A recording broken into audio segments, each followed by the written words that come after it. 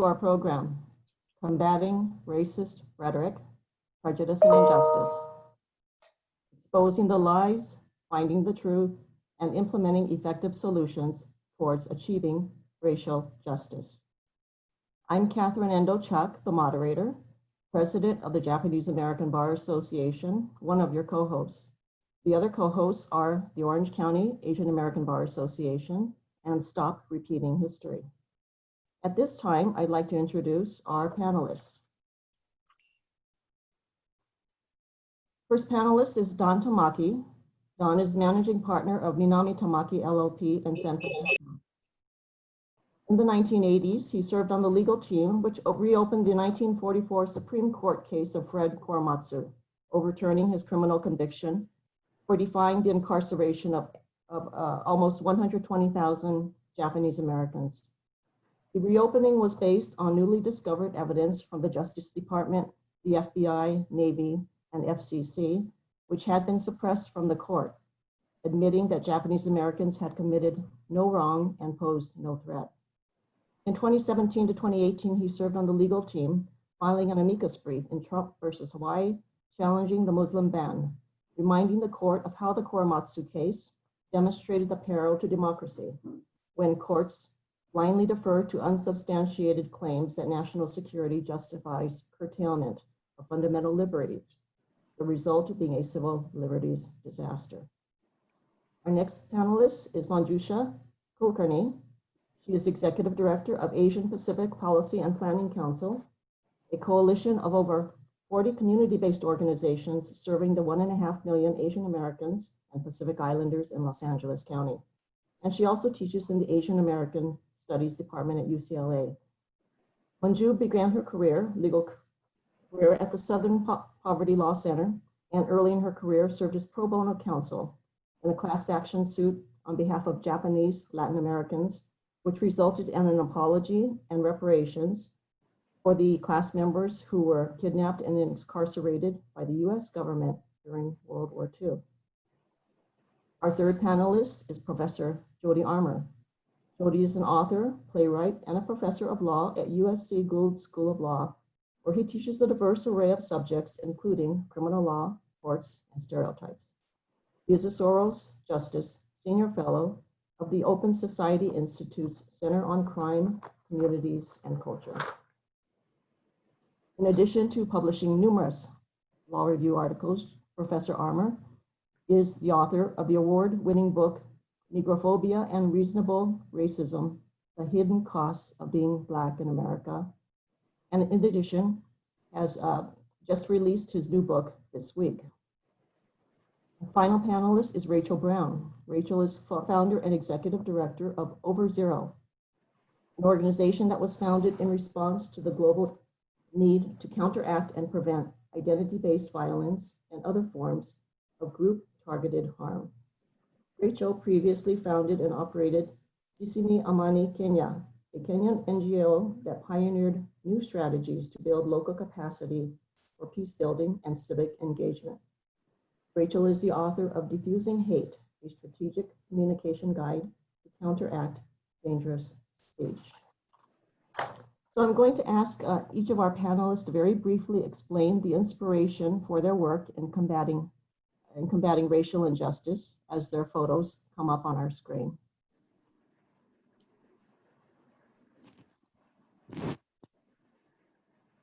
Well, this would be me. My name is Don Tamaki. I want to thank JABA and also the co-sponsors. Like other Japanese Americans who are members of JABA, and either you or your families really grew up in the shadow of the incarceration camps during the late 40s and 1950s and into the 60s. We also witnessed, privileged to witness, the Black Civil Rights Movement and Dr. Martin Luther King and people like John Lewis bravely challenging the racist norms of the time, whether it was voter suppression or other kinds of discrimination. And we were politicized by that. We were informed by the Asian American movement to find our place in American society. And I had the opportunity to work on the Korematsu case when in the 1980s, quite by accident, 37 years after the case was actually decided, intelligence reports, secret reports surfaced indicating the Japanese Americans posed no threat and posed no danger and committed no wrong, and the government knew it at the time. So these sort of events certainly influenced my direction with respect to seeking racial justice.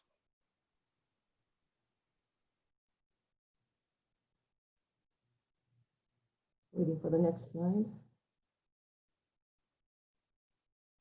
Hello, everyone. I'm Manjusha Kolkarni. Thank you so much for allowing me to participate in this event. I want to thank JABA and its co-sponsors, and a special thanks to Kathy, Diane, Stacy, and Vincent for putting together this event.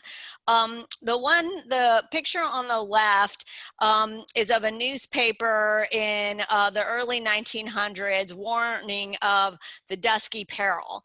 And I use this photo in my class at UCLA to remind folks that, while many of us have learned in school about the yellow peril and how it led to the Chinese Exclusion Act, many folks don't know about the idea of the dusky peril, which was utilized and weaponized against South Asian Americans that were here in the early 1900s and led to the Asiatic Barred Zone Act that kept South Asians like myself from being in the US for over 30 years. And on the right is a photo of, hope you can see it, the two water fountains.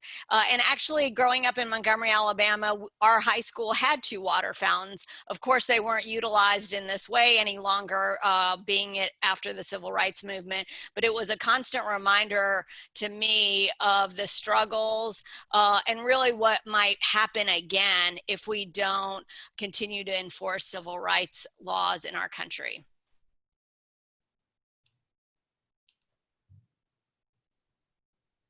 Hi everyone, this is Jody Armour. My dad is that 6'8" black man standing in the wedding photo and with his hat tilted, having served his country as a Marine, a proud Marine, only to return home and get railroaded into prison for 22 to 55 for possession and sale of marijuana, falsely incarcerated. What connects him to the other stories I've heard is that we're talking about people who've been wrongfully incarcerated by the US government. That was certainly his case. He only had language to get himself out of that predicament. I have a royal typewriter over in my, to the right. I won't turn the picture there. It's over, it's sitting on, yes, the shelf right there. Is the typewriter he used to type up his writs of habeas corpus on the cell floor, on his prison cell floor, and represent himself pro se through the state and federal system till he got to the Sixth Circuit Court of Appeal. 5 years later, I was standing next to him as a 14-year-old as he was arguing for his life before an en banc panel of judges.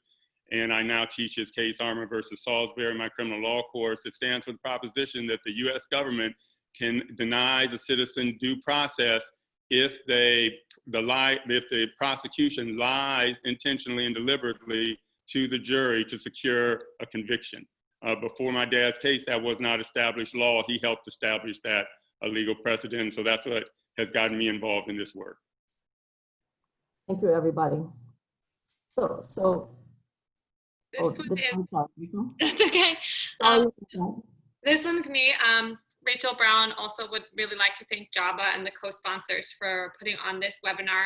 I struggled with this assignment. I think a lot of it for me comes from childhood, from growing up in a Jewish family, learning about a history of persecution and really taking that to mean a responsibility to have an awareness of injustice and take action. But I picked this picture because it marks a turning point for me of really starting to focus on the role communication plays in promoting violence or preventing it. This is graffiti by a graffiti artist in Kenya named Solo7, who went out in the height of violence in his community. He was a sign painter and use the tools at his disposal, paintbrush and cans of paint, to paint peace graffiti all over the neighborhood, really actually at risk to himself because of the violence that was ongoing. He's someone who became a friend of mine, and I think for me has always inspired and embodied this way in which each of us has talents and capacities that we can put to use when it comes to the pursuit of justice and putting an end to violence, as well as the bravery and the risk that it can take, and the power of communication even in the midst of violence itself. Thank you, everyone. So Dawn, I'm going to start with you. First, I thought I'd mention that the family history of every Japanese American living on the West Coast during World War II includes a story of incarceration. My mother's family was sent to Roar, Arkansas. But my father's story was different. It's a lesser known story. He was one of 12 kids. His father had died when at a fairly young age. So my grandmother was raising 12 kids on her own. And her greatest fear when war broke out was that the children would be separated and split up because it was such a large family. So she didn't want to be incarcerated. So during a small window of opportunity, I guess you call it, families were allowed to what they call self-evacuate. And so they packed up their belongings, joined some other families, and caravanned outside from California to Utah, where they basically farmed until and waiting out the end of the war. So that's a little lesser known story and part of the incarceration experience, I think. Dawn, could you provide an overview of the film Alternative Facts for some of our viewers who didn't have a chance to watch it before this webinar, and explain how? Go ahead. I'm sorry. Oh, please just proceed. explain to us how the racist rhetoric was used to cause the incarceration of Japanese Americans during World War II. Well, thank you, Kathy. First of all, JABA has made the film available for free, Alternative Facts, The Lies of Executive Order 9066. If you haven't had the opportunity to see it, it'll be available, I think, for a year per the JABA website. It was honored by the American Bar Association on the Silver Gavel Award for 2020. And it's won awards nationwide. It's really worth seeing. And the film depicts, Kathy, what you were asking. Your question is asking, how does racist rhetoric result in something like the incarceration of our community? Well, I think the answer is the racist rhetoric is part of a playbook that tyrants have used globally since time immemorial to rise to power by defining a nation's culture and ethos. And what we are witnessing now in America by our nation's leaders purports to define, for example, who's a real American and who is not, who belongs here and who doesn't. And there are three elements to this playbook: appeal to prejudice, fearmonger and scapegoat, and traffic in conspiracy theories, falsehoods, and alternative facts. So the movie really depicts what we've seen before. And for the members of this audience whose families were interned, you'll know what I'm talking about. In 1942, General John L. DeWitt was put in charge of the Western states, and he declared the Japanese race as an enemy race. The fact that no sabotage has ever occurred is proof that it's inevitable. And that was a conspiracy theory then, much like Chinese virus moniker today. And certainly hate crimes followed, and more than that, curfew, racially based curfew within weeks, and then within a few months, the rounding up process began. But the political goal, beyond the racial hatred, was really removal and incarceration urged on by farming interests in the West Coast who view Japanese Americans as competition, and by budding politicians who really built their political careers demonizing Japanese Americans. So Fred Korematsu defied the orders rounding up Japanese Americans. This is depicted in the movie. Of course, he was arrested and convicted. He appealed and the government defended against his Supreme Court challenge by claiming the Japanese Americans were spying. And to Fred's surprise in 1944, he lost. 37 years later, Department of Justice memos and official reports surfaced, revealing that the Navy, the FBI, the Federal Communications, all of the intelligence agencies had categorically refuted the claims of the Army and concluded that Japanese Americans posed no threat and had done no wrong, and in fact should never have been rounded up in the first place. And thereafter, Justice Department memos were issued among department members saying, we have a duty not to lie to the US Supreme Court. What are we going to do? And characterizing the Army's claims of wrongdoing as, quote, intentional falsehoods. But so powerful was this culture of prejudice, this systemic racism infecting the highest levels of our legal system, the belief that Japanese Americans were an enemy race that didn't belong here, that despite protests from Department of Justice whistleblowers at the time, that the government had a duty not to lie to the court, the government, the Solicitor General of the United States, stood by the Army's claims, knowing them to be false.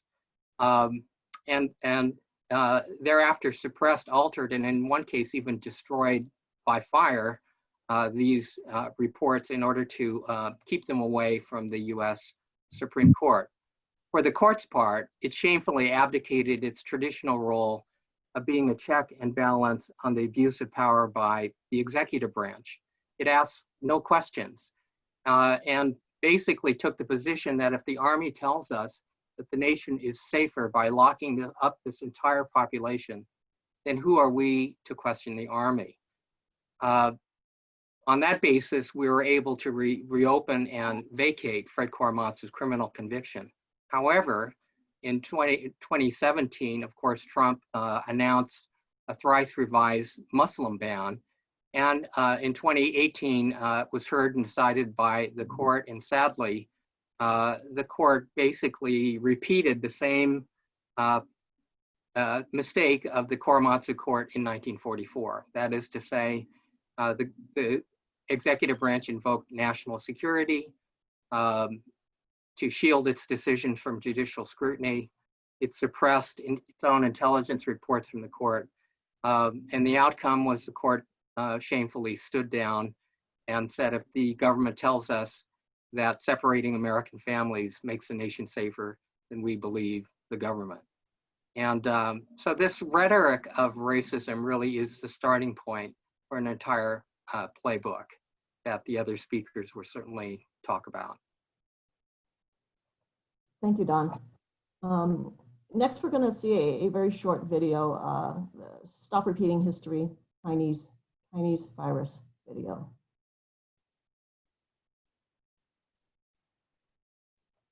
This pandemic started came out in of China. It did come from China. We're seeing a disturbing rise in hate-filled attacks. Every disease has ever came from China. There has been an uptick in hate crimes against the Asian community. A woman wearing a face mask was attacked in a New York subway station by a man claiming she was sick. Why do you keep calling this the Chinese virus? There are reports of dozens of incidents of bias against Chinese Americans in this country. Why do you keep using this? A lot of people say it's racist. The racism has also surfaced in classrooms. This was the first time that I've ever felt I was being treated differently for being Asian. The Chinese Exclusion Act. Come from China. If you're from China, I need to know. Move! Internment camps ordered by President Roosevelt. Probation for killing a Chinese man. People go out of their way to antagonize people that look different than them.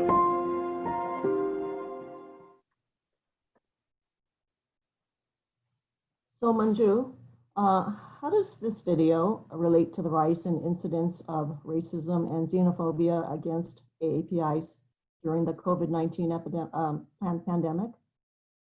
Thank you, Kathy, for your question. Hopefully everyone can see my screen, as I wanted to share with you all some slides from evidence that we've amassed about attacks against the Asian American Pacific Islander community.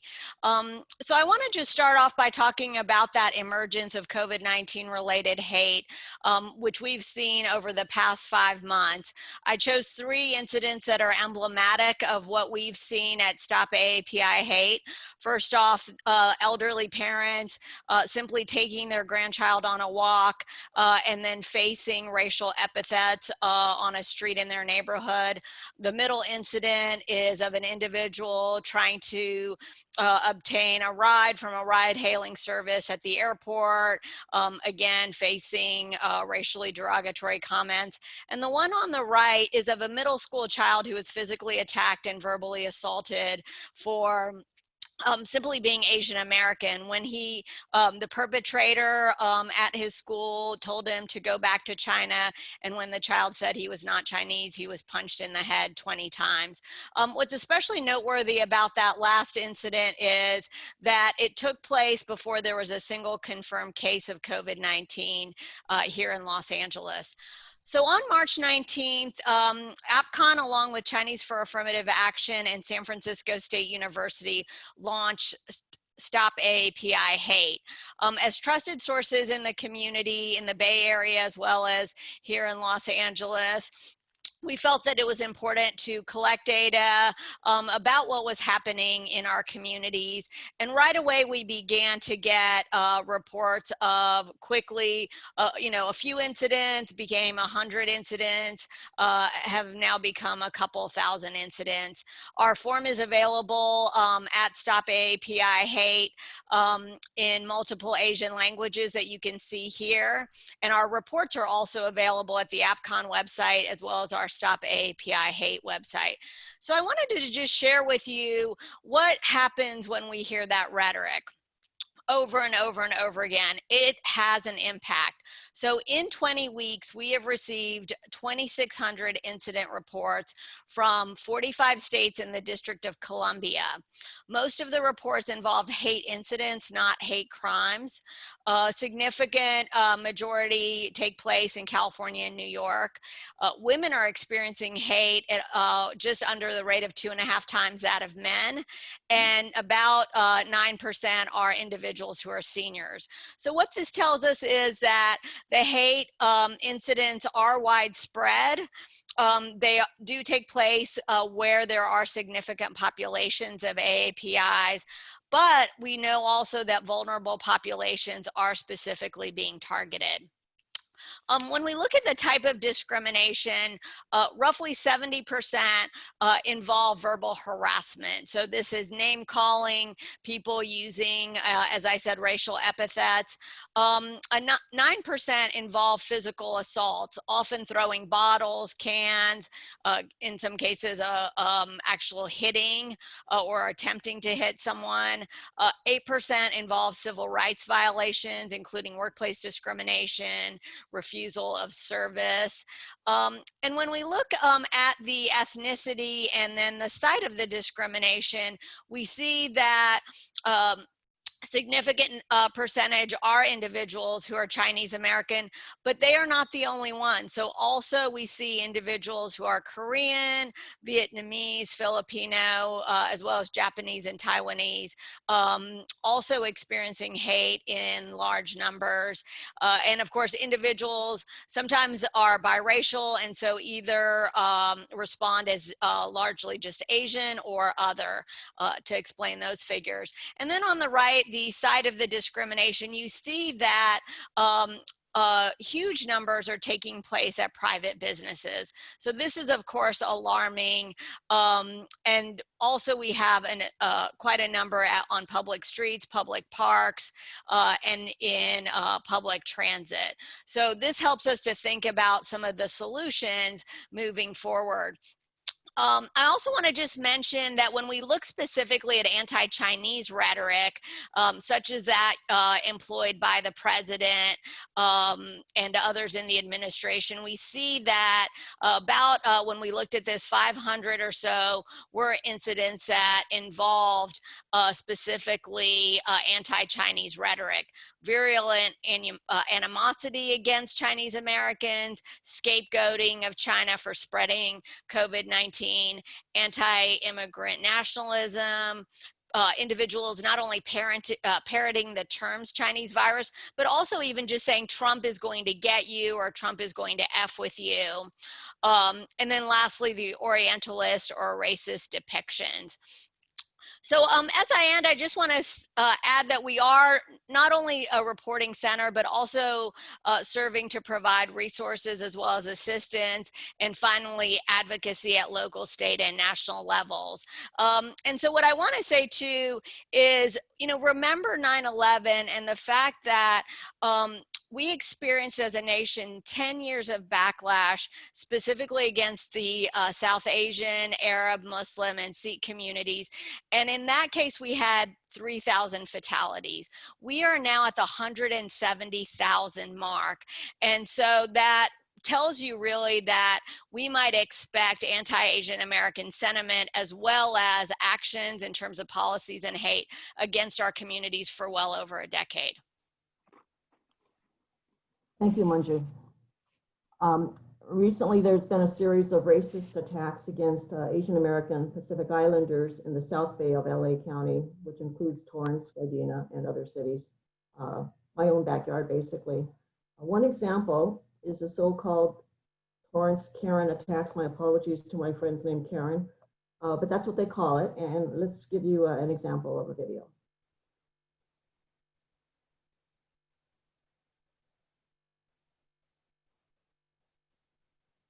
This is not just for you!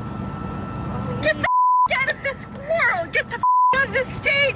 Go back to whatever Asian country you belong in! This is not your place! This is not your home! We do not want you here!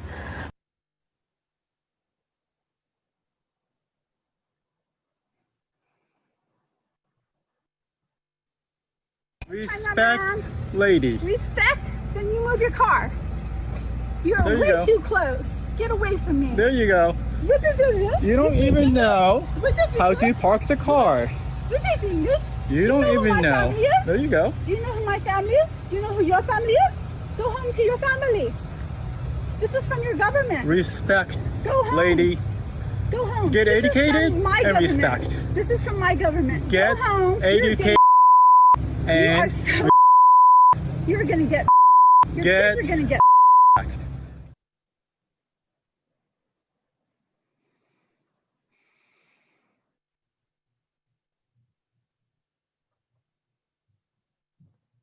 Okay, Rachel, could you explain to us how this video exemplifies the role of racist rhetoric in inciting violent and harmful acts and speech?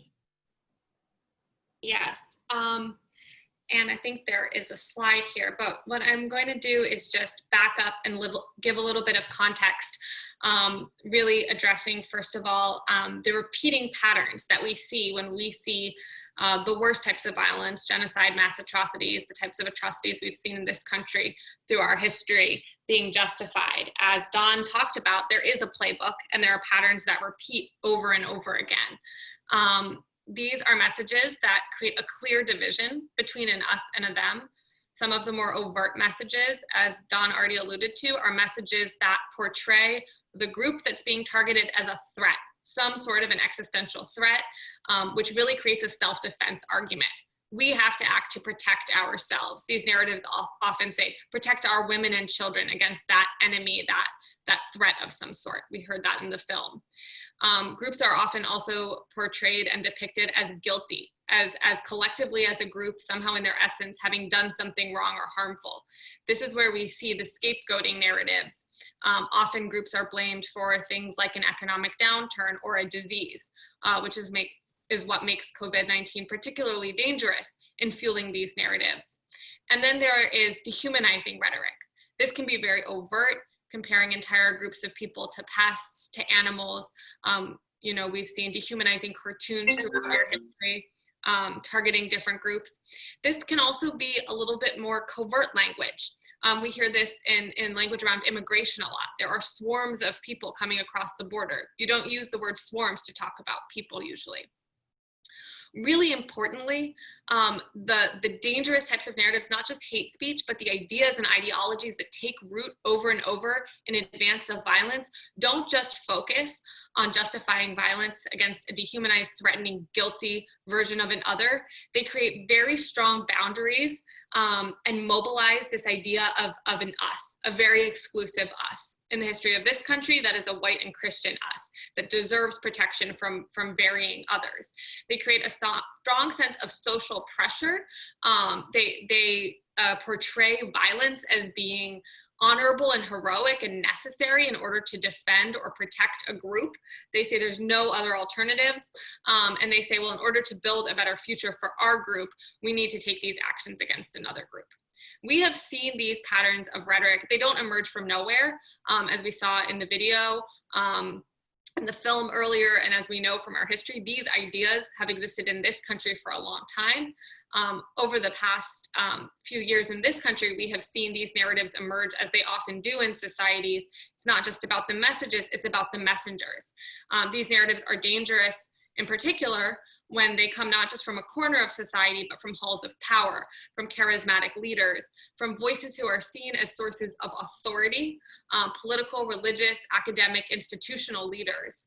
And when you have these narratives normalized, as we've seen that happen in this country in the past years, different events, whether a pandemic, an economic downturn, some sort of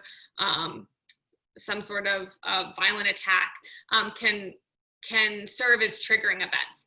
They can serve as sort of proof points and be manipulated through propaganda to sort of add fuel to the fire of these narratives. And we've certainly seen this happen with COVID-19 and specifically the targeting of Chinese Americans and anyone perceived to be Chinese American.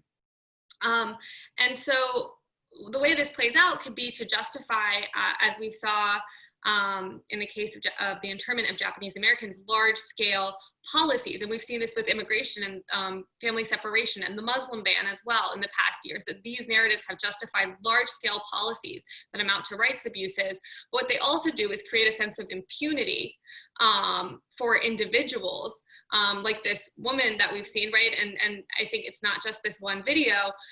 When you hear the statistics from Manju and the number of incidents, right, there's a permissive environment that's been created for people to engage in this type of behavior. There have been sort of a roadmap of narrative that they can use at the individual level. And you can see in the specific language that she uses, you don't belong here, we don't want you. There is this us and them playing out. And she's not just talking about the other, she's saying specifically, this is who we are. And so I think, I'll leave it there because I think I'm at time, but I just think this is a particularly high risk moment because there are a lot of incentives to compete for power, which is when we see these types of narratives and rhetoric often gain a lot of steam in societies. They're used as a way to play for power. And we have a lot of things going on, including the COVID-19 pandemic that can be used and manipulated through this type of propaganda to build on the narratives and ideas that are already seeded. Thank you, Rachel. So, Jody, let's delve a little deeper into what we mean by racist rhetoric. I watched the so-called Torrance Karen video, and to me, that's obviously racist rhetoric. But really, what is racist rhetoric? Because aren't there situations where it's not quite so crystal clear? And your recent book just was released on Tuesday, I believe, of this week. So first, I would ask you to help me out here about with the provocative title. And then maybe you could elaborate on our discussion with respect to how so-called racist rhetoric creates a culture of prejudice, which in turn enables systemic racism. It's like a three-part question, sorry. Great, yeah. Well, the N-word itself may be considered by many a paradigmatic example of hate speech. It's a word that has deep roots in a racist American history. It was used to dehumanize and denigrate slaves, chattel slaves, and then it was used to enforce a system of racial apartheid, American style, called Jim Crow. And was a popular term during that era. And so many would say, what is this but a blood-soaked epithet that should be banished from any kind of public conversation or expression? And I certainly understand that pain, that position. In a lot of ways, it is extremely important to understand where that's coming from. However, I also understand that the N-word itself not only has been used as a word that wounds and draws blood and is jagged edged, but used with care and reticence and understanding by N-word virtuosos, Black artists and writers like Tupac, Nas, Ice Cube, Jay-Z. We can go to Richard Pryor for that matter, Dave Chappelle. We can go up and down the line with a number of Black writers who have harnessed the potential in this language, in this particular word, to not only reinforce the status quo, which is what it does when it's used in a negative way, but it can be used in a subversive way. When someone like Tupac Shakur says in his dirge, how many brothers fell victim to the street? Rest in peace, young nigga, there's a heaven for a G. I'd be a lie if I told you that I never thought of death. My niggas, we're the last ones left. He's using the N-word as a term of endearment, as a term of solidarity, as a way of saying, I recognize that you are a member of a despised group targeted by this word. We're both members of that same group, but we're also finding fraternity and family within that designation. We can call one another my nigga and know what that means. It doesn't mean vituperation when it comes in that way, from us to us, about us, right? And so that's why I say it's a word that when it is used by Black artists in that way can have a lot of potential. But what happens is, and this is where I kind of try to complicate this discussion, if we come up with hate speech codes that don't make allowance for all of the malleability of meaning of our language, then we run the risk of kind of having a chilling effect on the expression of unpopular ideas by dissidents and dissenters. You have someone like Ice Cube. When I wrote my play, Race, Rap, and Redemption, and put it on in Boulevard Auditorium, he was one of my headliners. And I talked to him about his song, F the Police, and how he was arrested by police when he uttered those words. That's where hate speech codes can get you, or regulating hate speech. I'm not saying to get you right there, but regulating hate speech, the police called that hate speech. Here was his word. Again, you know, trigger warning. Fuck the police coming straight from the underground. A young nigga got it bad because I'm brown and not the other color, so police think they have the authority to kill a minority. You go through the whole song, it's nothing but political speech. It anticipates Black Lives Matter by 20 years. They told him if he utters those words, they were gonna lock him up, and they locked him up. And that's my concern about any efforts to regulate linguistic and non-linguistic forms of symbolic communication that people find offensive, because they're going to use those codes against dissidents like me. They're going to call me a Black identity extremist, as they have for my close association with Black Lives Matter. That's all they need. And then all those codes that we came up with and rules to get at the KKK kind of people, they're going to be using them to get at dissidents and dissenters, is my big concern. And so I just wanted to complicate this discussion a little bit by throwing that in. Great, thank you. Does anyone have any comments to that before I move on? Okay. So, go ahead, Rachel. I was just going to say, I actually really agree with that. I think often efforts to to legislate hate speech in that way. It depends who they're used by and for what purpose. But they also tend to miss the us narratives, right? Some of the most harmful, dangerous speech actually comes in the form of a narrative that says, is an imperative of protection, right? We have to protect this us. We have to protect our people. Or it's a narrative of fear, which as propaganda can be passed off as just a sharing of information. So I think a lot of the most dangerous forms of speech, a lot of the most potentially harmful in terms of their ability to mobilize for violence, don't necessarily fall under the guise of what we would capture with the idea of hate speech, which often has to do with hateful intent or the specific use of specific words. I think it's going to require a much more holistic solution to really mount an appropriate response to the level of threat that's posed by some of these deeper strands of ideas that are as much about creating a superior us as an inferior them.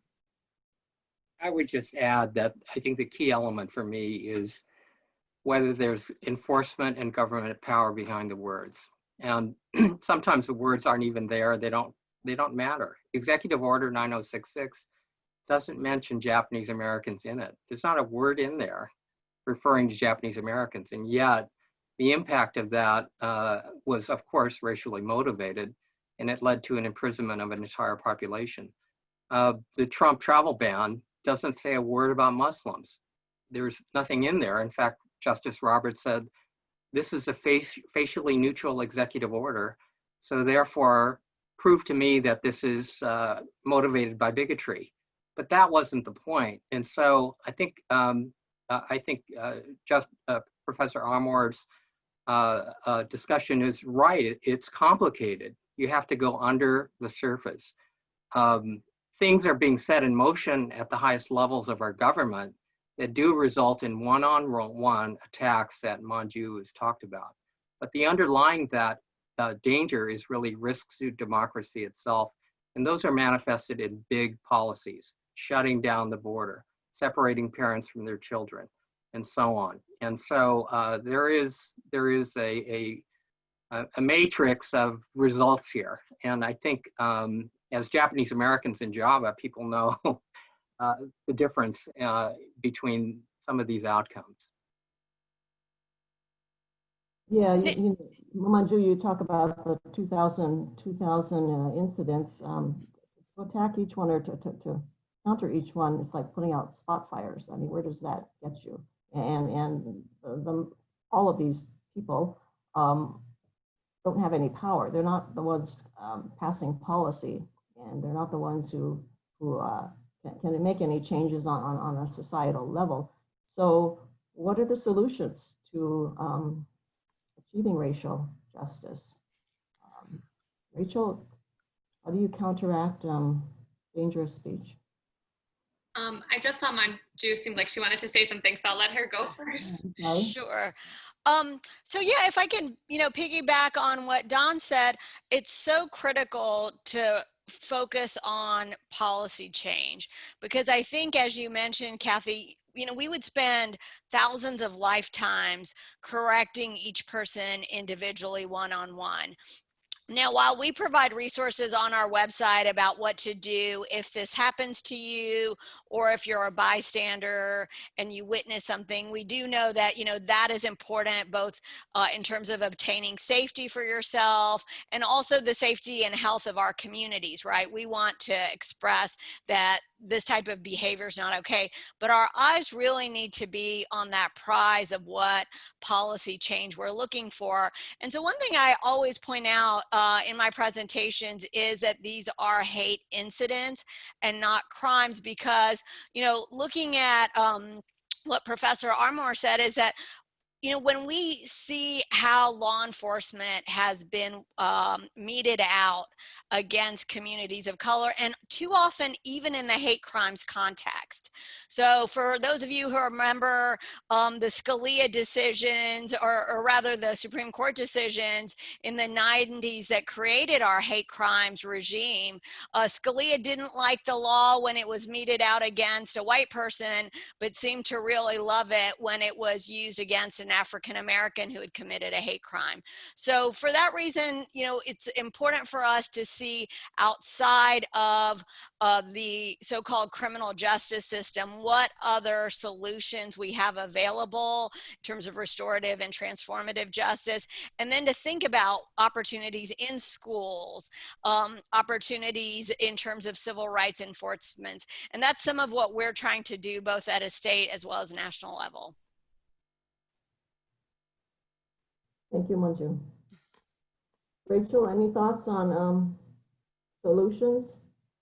Yeah, I think when it comes to counteracting the types of dangerous narratives that we've seen take root, and especially in what is, I think, a really urgent time, I mentioned already, but we are facing a lot of threats right now, things that create real risk and vulnerability to a heightening of this type of violence, not just at the individual level, but in terms of an acceptance of policy and a backsliding of institutions. And I think it's a really critical time for action. And I think that we have to remember it. And I think this was so clear in the film as well, that public opinion and public narrative really can set the tone and send a signal about what will be acceptable and what people can get away with or not when it comes to policies, when it comes to actions. Where will there be impunity, not just at the individual level in the video of the one woman we saw, but also for institutions. And so I think this is a critical moment for action. It's really important that these narratives do not go unchallenged. We know that this is essential. It's important to raise credible voices when we see the worst things happen. They're met not just with action and buy-in and mobilization around these narratives. They happen in a vacuum as well. They happen amidst a lot of silence and disengagement and people either saying it's scary to speak up or it's too hard to speak up or I don't know what to do. And I think that's a really important urge to resist right now. We all have a role to play at this moment in time as messengers within our communities. And so I think some of the core priorities around messaging, we cannot settle with the us them that's created on these lines. I thought in the film it was very powerful, the woman Mika, who said, I think we really need to change what it means to be an American. We need to muddle this idea of us versus them that's being created. We need to really think about defining a much more broad, diverse, and inclusive version of us and who we are and what it means to act responsibly and well as an American, as well as challenging the narratives that depict groups as threats, guilty, or less than human. And we need to do that across any group that's being targeted because it starts to normalize those ideas. It's also really critical, a lesson that we know from international work, when you do see at the high levels of power and at the really national level, division, conflict, violence, and targeting taking place, we know that certain things emerge as really critical for communities to be able to resist that type of violence and come together and actually behave differently. And one of the things that's really essential is that leaders, not necessarily formal leaders, but individuals who decide to step up in a leadership capacity, that can be faith leaders, that can be people leading from different sectors, that can be a local politician, that can be a local journalist, but stepping into their role as leaders and making relationships with each other. So strong cross-cutting relationships between leaders who have influence with different communities and can coordinate with each other in response to unfolding events can message collectively to send a unified message, especially in the face of these narratives, is important. And I think that's something everyone can do is think about, where is my sphere of influence to start bringing up these challenges, pushing back on these narratives, but who am I not connected to that I can start engaging with because we have a common interest in not letting these narratives take root and have their ultimate impact. So I really would just say that it's critical and really important to feel a sense of agency right now, that there's something each of us can do, and that it's really important that we challenge these narratives, but really build alternatives to them and build strong relationships that let us not just mobilize the what we're saying, but the group of messengers that we're able to work with. Jody, any thoughts on possible solutions? Well, I'll just stay with that. You know, the us-them divide in this country along racial lines has covered a lot of different ground for division. One of the reasons I use the N-word is It's been one of the designations, the non-Black divide. It's been one of the designations that's been most condemnatory and vilified and otherized and demonized and monsterized. But there are lots of other kinds of us-them divides that we've come up with as well. And I have a chapter in my book dedicated to some recent psychology that looks at your brain. Here's your brain, and then here's your brain on race. All right, some of my earlier work was done with social cognition research, so I had to do information processing stuff and draw a lot of inferences. We didn't have the fMRIs that could see your brain on race as you're observing race and racial behavior and processing information. And what they found is that when you are an in-group member, however you define the us, if you're a member of the in-group, when you see another member of the in-group say, drink a cup of water, the mirror neurons in your brain fire. So you simulate what you see. You don't actually physically do the movement, but you simulate it in your mind, in your brain, right? But when, for example, whites see blacks drink a cup of water, their mirror neurons don't fire. And the mirror neurons are the basic building blocks of sympathy and empathy, right? So when you have the failure of the US government to respond to the suffering of the Black people standing in the 9th Ward after Hurricane Katrina with water up to their necks. And FEMA couldn't get its act together the first day, second day, third day, or fourth. You had Penn rolling up there, Sean Penn handing out fresh water because FEMA still couldn't get its act together. There was no panic of empathy for those victims. Those Black lives didn't matter. Compare the response to them to the response to the victims after 9/11 when those planes ran into those buildings in New York. There was a panic of empathy for those victims. We just got it done. We didn't let any bureaucratic tape get in the way. We didn't want to hear about any impediments having to do with red tape. We just got it done. And so now we're learning that, because those lives mattered. Now, so what we're learning is so much of this is even kind of wired into us at the level of our neurons. To overcome our biases, both unconscious and conscious, is going to take a lot of intention, attention, and effort. Constant vigilance. Race has independent significance in America. It always has, and sadly, it may for a long time. We may be able to reconcile, but Don, when you tell that story about it not even being justified in any way, you knew it wasn't justified, and you still took these people on the basis of their race and imposed this crushing burden on them. That's the definition of racism, right? And that's not just a bug in the American system, that's a feature of the American system, because we were established at the very outset as a government by founders who were slave owners themselves. They own people like me. So that is a contradiction we still haven't worked out, and until we work it out, it's going to be something that we're constantly having these kind of conversations about. Well, and that's okay. We're going to just have to keep having these conversations, but be vigilant. Make these conversations reasons for us to remain vigilant. I think that sometimes we can kind of think we've made so much progress, but these moments remind us how fragile that progress may be, how tenuous it can be, how precarious it can be.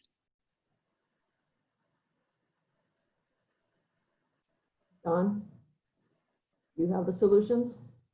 Solutions. Well, we're witnessing something we haven't seen in 50 years, and that is this Black Lives Matter movement.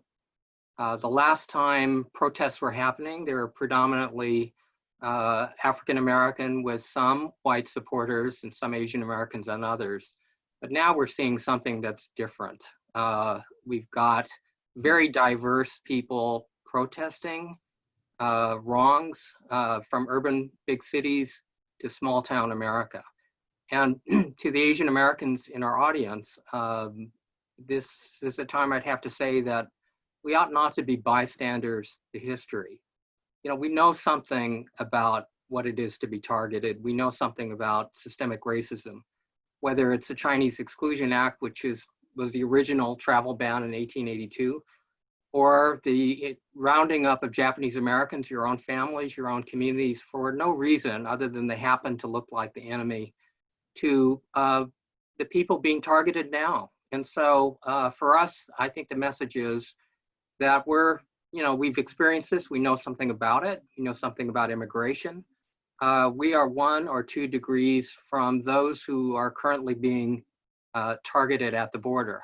Why do I say that? Because when our president utters the words Chinese virus, Kung flu, the cannon swivels around, and suddenly, as Manju pointed out, we are seen as the other of people who do not belong here.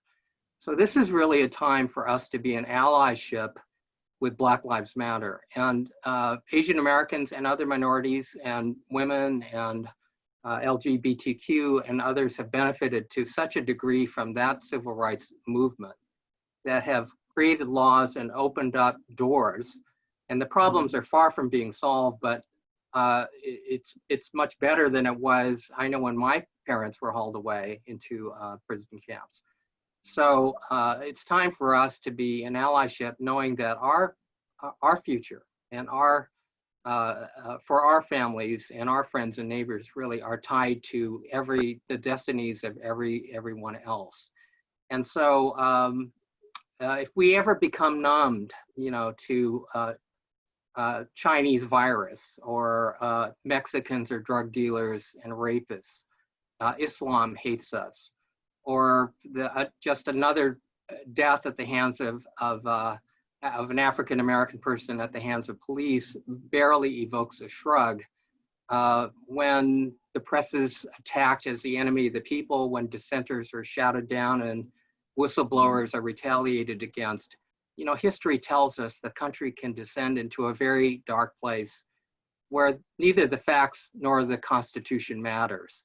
So I think that's the lesson of what everybody on this panel has talked about, and that is to say that the outcome is bigger than individual hate crimes or hate rhetoric. It's really the future of democracy itself, as well as our community and whether the country is going to live up to its own ideals. So I think this means that every one of us needs to get involved at some level. Of course, vote. If you can't volunteer, write a check for the candidate or cause of your choice, get involved in schools and curriculum, be active in your churches and synagogues and temples, connect with your social media networks, and really understand that we're in a moment, I think, in our history where it's great chaos, but then at the same time, there's an opportunity for significant change. And I think for once and for all, a light is being shined on systemic racism. It's not just an incident. It's not like a Rodney King beating. It's not like people being locked up at the border. People are beginning to look at the whole thing. And so I think that is a very important time to connect with. Any other final comments? Well, if I could just add, Don mentioned how many movements have benefited from the civil rights movement and, Black leaders of the 40s, 50s, and 60s. I want to point out too that for many of us Asian Americans, we actually owe our very existence in the United States to those civil rights leaders. I know for my own family, I wouldn't be in the United States had it not been for the Immigration Act of 1965. And that only came about after the victories of the civil rights movement, where leaders in the African American community said, this is not enough.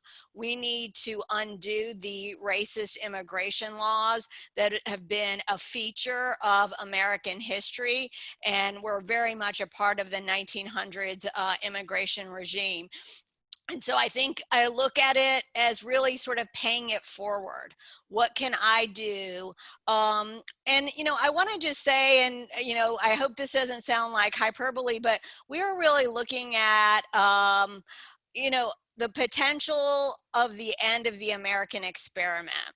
I think that you know, what this election poses for us is an opportunity to really think about what our values are, who we value, ideas around inclusion, justice, equity, and to think about whether we want that experiment to continue or whether we want to sit on the sidelines as we see its demise. Well put. Any other final comments?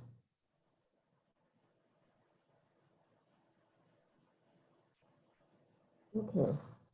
So as we wind down, we'd like to end with a very short video. It's the Stop Repeating History, Black Lives Matter, and AAPI Solidarity video.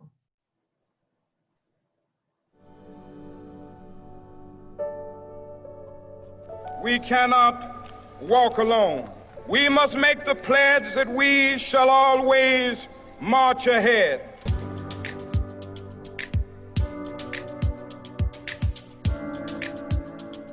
We want justice for Black families. Because they marched, America became more free and more fair. Not just for African Americans, but for women and Latinos, Asians and Native Americans.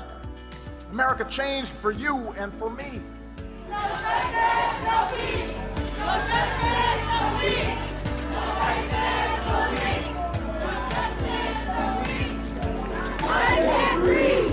I can't breathe. I can't breathe. I can't breathe. No, we are not satisfied, and we will not be satisfied until justice rolls down like waters and righteousness like a mighty stream.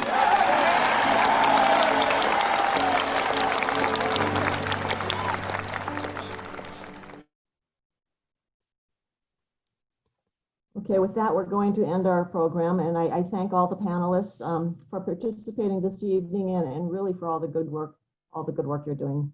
And thank you also to our many co-sponsors and our audience for participating. Good evening, everybody.